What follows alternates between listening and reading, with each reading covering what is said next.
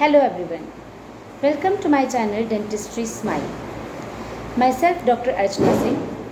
Today we'll discuss about the normal occlusion, यानी कि हम आपको मेन चीज़ तो ये बताएंगे कि आपके दांतों में आपको कैसे पता चलेगा कि वायर या ब्रेसेस लगाने की ज़रूरत है।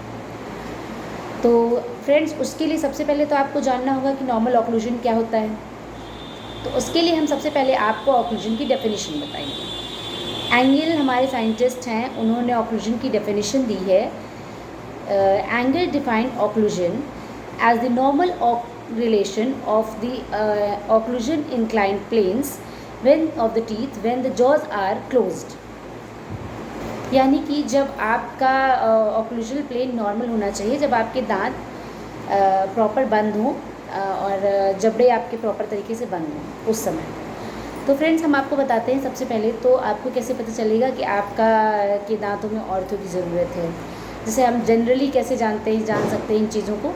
तो उसके लिए सबसे पहले आपको अपना ऑक्लूजन चेक करना होगा। जैसे कि कुछ लोगों के दांत जो मोलर्स होते हैं, आपके पोस्टीरियर टीथ जो हैं वो प्रॉपर बंद होंगे, बट आपके जो एंटीरियर टीथ हैं वो इंक्लाइंड होते हैं, कभी कभी बाहर की तरफ निकले होते हैं, फॉरवर्डली प्लेस्ड होते हैं।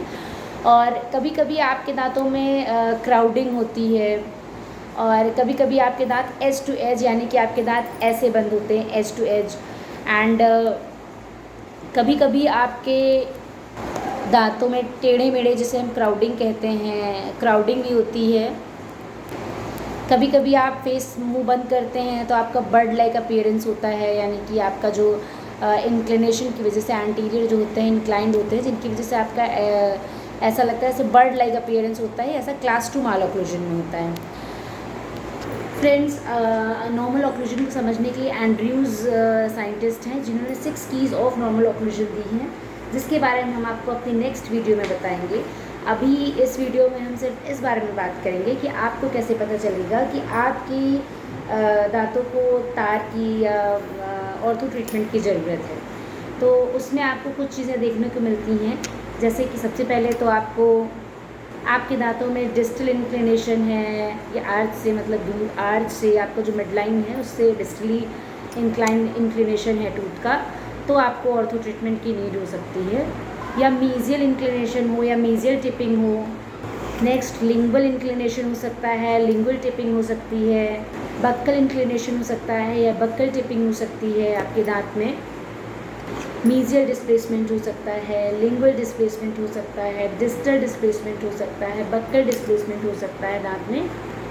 सुप्रा ऑक्लूजन हो सकता है, इंफ्रा ऑक्लूजन हो सकता है। सुप्रा इरप्शन क्या होता है, जैसे कि आपके सारे दांत एक नॉर्मल प्लेन में हैं, ठीक है, फिर आपका एक दांत है वो थोड़ा सा ज़्यादा नीचे की तरफ इरप्टेड है, आर्च से बाहर की तरफ है। मीन्स कि आपका ये है कि ऑक्लूजली बाहर नीचे की तरफ ज़्यादा बाहर आ रहा है आर्च से, तो इसका मतलब है कि वो सुप्रा इरप्टेड है। ऐसे इंफ्रा इरप्टेड वो होते हैं कि जैसे कि आपका आर्च से थोड़ा अंदर की तरफ है बाकी दांतों में से कंपेयर करने पे। फिर रोटेशन होता है, जैसे कि आपका एक दांत अपनी जगह से रोटेट कर गया, जैसे मान लीजिए सेंट्रल लेटरल इंसाइजर्स या फिर कोई भी दांत है वो अपनी जगह से रोटेट कर गया, तब आपको उसको करेक्शन के लिए आपको ऑर्थो ट्रीटमेंट की नीड होती है। ट्रांसपोजिशनिंग भी होती है, कभी कभी आपकी ट्रांसपोजिशनिंग भी देखने को मिलती है। तो ये एक जनरल इन्फॉर्मेशन थी कि आपको कैसे पता चलता है कि आपके दांतों को ऑर्थो ट्रीटमेंट की ज़रूरत है। तो जैसे लिप इनकम्पिटेंसी होती है, यानी कि आपके लिप्स प्रॉपर बंद नहीं होंगे। हाइपर एक्टिव मेंटालिस मसल होती है कि आप ज़बरदस्ती अपना मुंह बंद करने की कोशिश करेंगे तो वहाँ पे आपको हाइपर एक्टिव मेंटालिस मसल भी दिखेगी, जो चिन पे होती है, ये आपकी होती है। फिर आपका वो आपके दांत अगर फॉरवर्डली प्लेस्ड हैं तो आपके लिप्स प्रॉपर बंद नहीं होंगे।